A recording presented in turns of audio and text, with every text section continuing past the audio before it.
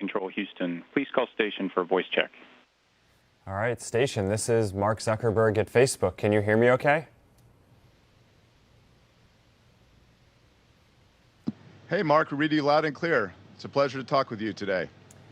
It's great to talk to you guys, too. I have to say, when you're building products to try to connect everyone in the world, connecting folks who are out in space is about as extreme and cool as it gets. So it's awesome to have the opportunity to talk to you guys today. Thanks for doing this. So I think we should start by, Oh, it's our pleasure. Can you introduce yourselves and your roles and how long you've been working up there for?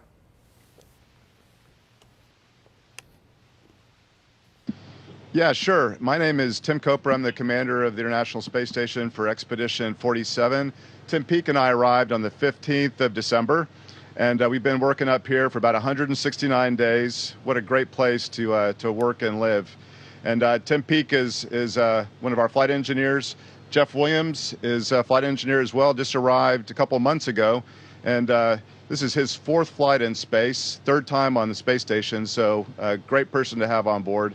This is my second flight, Tim's first flight here, and we have 3 cosmonauts on board too that are at the other end of station that make our complement of a 6-person crew. Nice. So let's start with a couple of questions here about the science that you're doing on board the space station. So what kind of research are you doing in space that we can't do anywhere else?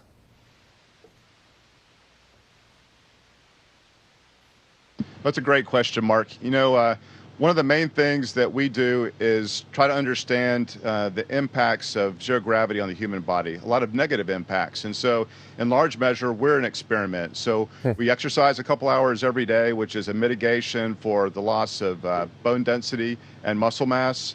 We have our eyes scanned because there's issues with your eyes as a consequence of zero gravity, and several other things that we do on board to try to make sure that when we go beyond low Earth orbit, we fully understand the implications of zero gravity on the human body. But well beyond that, we do lots of basic research up here as well, because when you remove the gravity component to a lot of physical phenomena, you learn a lot of things. So we have physical science experiments that range from combustion to fluid flow, to microbiology, and so we're learning a ton, and we expect that to pay dividends long-term in terms of benefit for our planet. All right, so I'm curious to hear about what kind of technology you guys are working on that's going to help us travel to Mars. Beyond, of course, all the communication technology that we're working on to be able to connect with you guys to make sure that that works.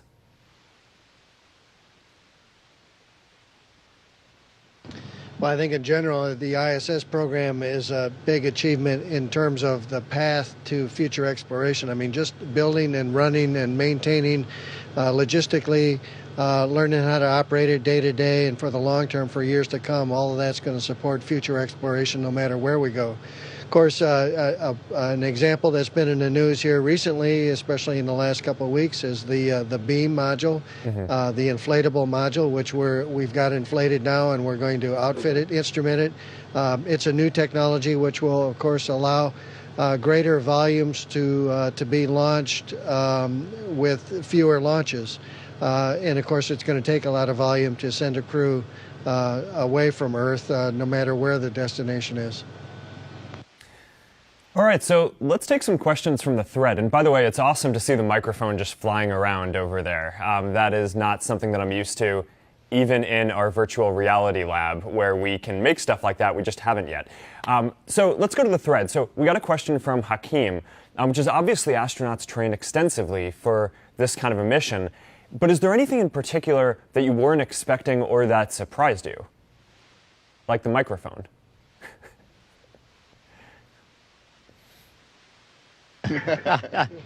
Yeah, that's a good question. And for myself, as a rookie astronaut on my first flight, there were so many new experiences. You know, the training is phenomenal, and we have a wonderful training team all around the world in all of our international partner sites. But it's the real experience of launching in a Soyuz rocket and seeing that first orbit of planet Earth, going through sunset, seeing a moonrise, seeing a sunrise. It's just, you can't put into words how beautiful the planet is. is from up here, and also having the privilege of seeing it change over the nearly 6 months that we've been up here now already, and seeing the northern hemisphere going from winter to summer, seeing thunderstorms at nighttime, the aurora. I mean, it's just absolutely incredible. So I think it's all of those kind of elements that the training really just can't prepare you for. You know, I have to say, I think it's amazing how precise everything that you guys do has to be. So just getting ready for this live today, which, by the way, is the first live that we've ever done to outer space, so that is awesome. You know, normally at Facebook, sometimes we run a few minutes early or a few minutes late, and I know our team asked ground control, mission control, you know, if it was cool if we started a little late, and they responded, like, yeah, sometimes we start as much as 10 seconds late in our events. And I just thought that was the funniest thing. But it's amazing how precise you guys need to be in everything that you do to make things run safely. So, all right. So let's. So what's the next question that we should go to? We on the thread, Martha has written in. My second grade students in Florida, she's a teacher, want to know how do you talk to each other if you're all from different countries and speak different languages?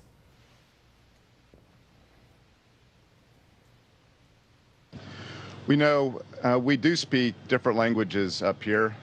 Tim speaks British. We speak American. No, but seriously, we have 3 Russian cosmonauts on board, and we've had a whole host of different international astronauts up here, Japanese, Canadians, Germans, all kinds of European astronauts. And as a consequence, you know, we have to be able to communicate. But typically, when we do our training, if it's German or Japanese or Canadian or American training, we speak English. When we go to Russia, we speak in Russian. And so we all speak Russian to varying degrees of skill level. Our Russian cosmonaut friends speak English very well. And so when we get together, typically on board, you know, we'll speak either Russian or English or maybe a Ruslish, a combination of both. But it's very important for us to communicate. And in fact, that's probably the biggest aspect of our job up here, is to make sure that everybody is on board and synchronized. Just like you said, it's important to be on time and to have things done well, but that's all done through effective communication, and that's really done by us knowing each other's languages, at least Russian and English, well enough that we can train in both those different environments. Very impressive. So in addition to being top scientists and in great shape and very precise operationally, you also need to be linguists. So let's go to another question on the thread, which is a little more fun, is do food and drinks taste differently in space?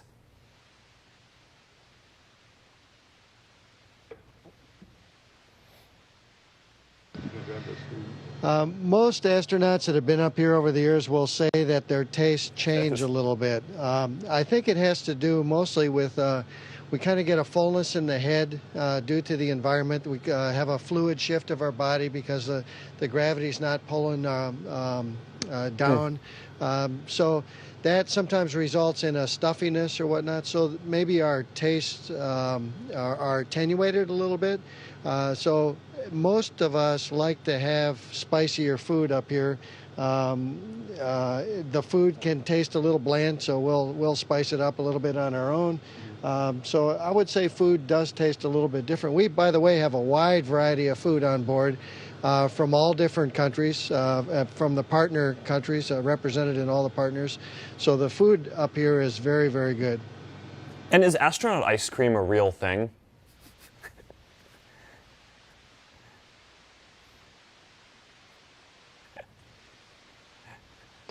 We know that astronaut ice cream that you buy in the gift store, that powdery stuff, yeah, that's not real. But we've had ice cream on board. When SpaceX came up, they delivered a bunch of ice cream in a freezer, so that's been quite the treat. I think we're down to our last few bars. We're trying to ration it.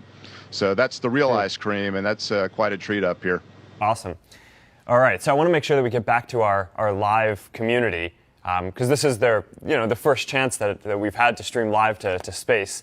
So Rob has a question, which is, what advice can you give aspiring explorers like me regarding how you got to be where you are today on board the International Space Station?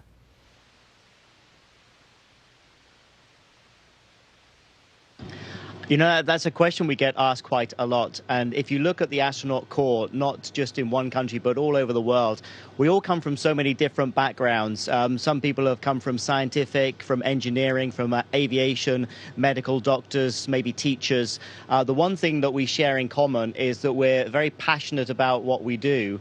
And we've worked as hard as we can to get where we are. So to any young people who are aspiring to become an astronaut, to become explorers, or just to go into the space industry, I would say just focus on what it is that you're good at and what you enjoy, because if you enjoy something, that's what you tend to be best at. Work hard at it, be passionate about it, and you'll get where you want to go. Yeah, I agree. I think it's a lot of the same stuff for becoming an entrepreneur as well.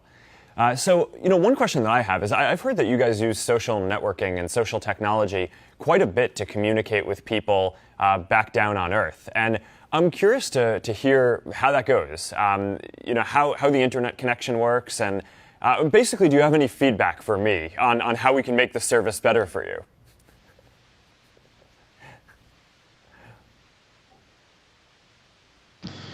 Social media is a really nice way to reach your friends and family from up here. And, our internet connection is actually a relatively new thing.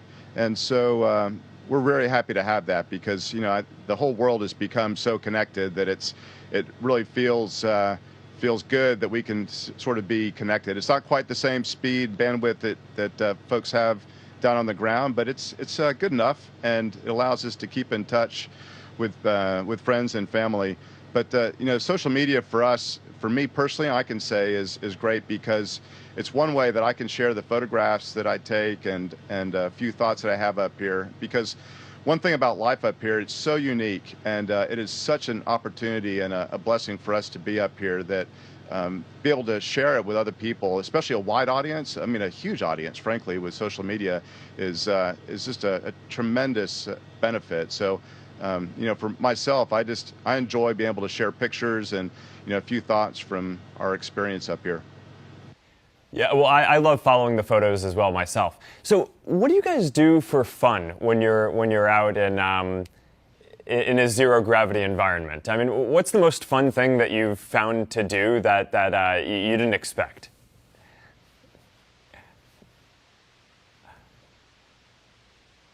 Well, we do a lot of things that are fun. Actually, none of us get tired of viewing the Earth from up here, so we spend a lot of time in the windows studying all the details of the Earth.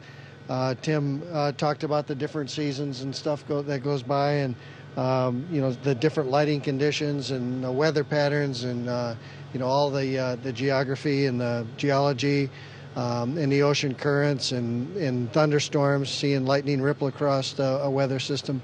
That's a lot of fun. So we spend a lot of time in the window. Of course, you've talked about the microphone. We all can, from time to time, especially around a dinner table, play with our food in unique ways. So we all get to be kids again, and those kinds of doing those kinds of things. It's fun to play with water and weightlessness, and take a bubble of water and do different things with it. So just the weightless environment and the view, I think, are the two main areas that we have fun with.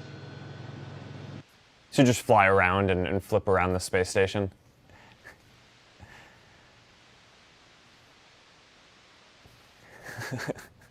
There you go.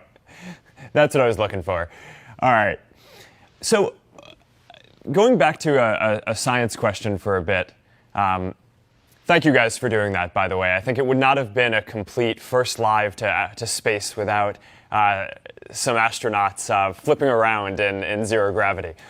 So going back to science for a second, and you were talking about how a lot of this is experimenting on the human body to see what it can take in space. What's the longest period that any astronaut has remained in space? And what are the experiments that are being conducted geared towards future, longer space travel and exploration?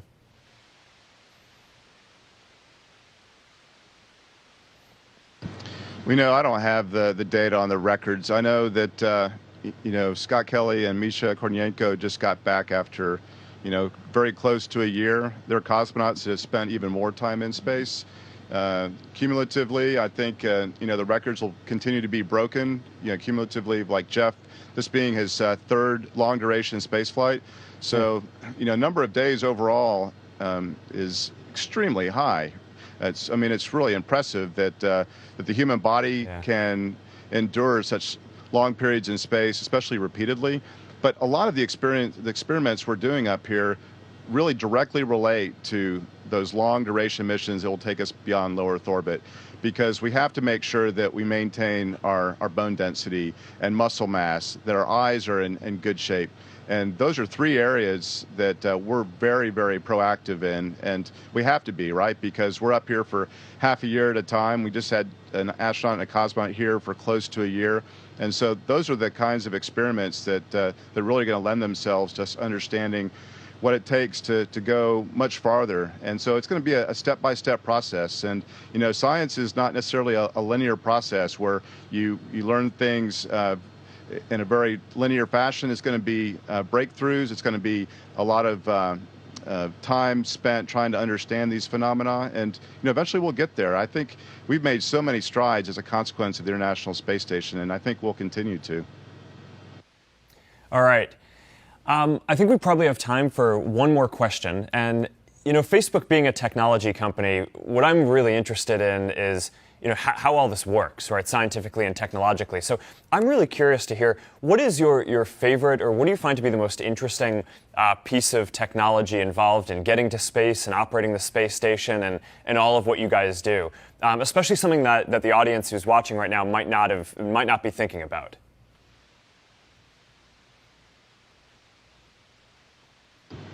Wow, that's an interesting question, because actually some of the most exciting parts of this mission have been the very basic technology. For example, the Soyuz rocket, which hasn't changed much since the 60s, but I can tell you that was a fairly exciting way to enter Earth's orbit.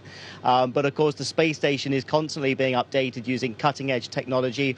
And we had the opportunity recently to actually use virtual reality technology around the space station, which is quite incredible, to put this, this headset on and to actually you see waypoints around the space station that remain where you put.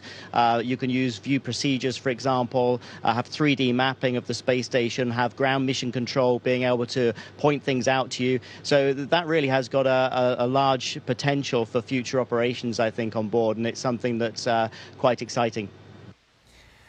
All right. Well, I just want to take a moment to thank you guys. This has been an incredible experience. It's the first Facebook Live we've ever done with people from outer space, or in outer space.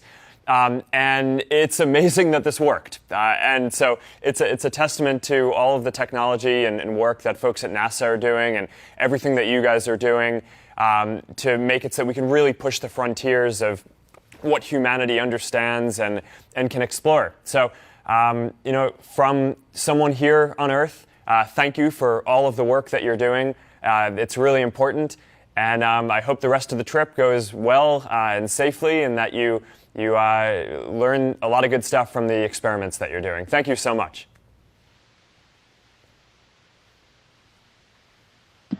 Thank you, Mark. It's been a pleasure talking with you. Take care. Station, this is Houston ACR. That concludes the event. Thank you. Thank you, Facebook. Station, we are now resuming operational audio communications.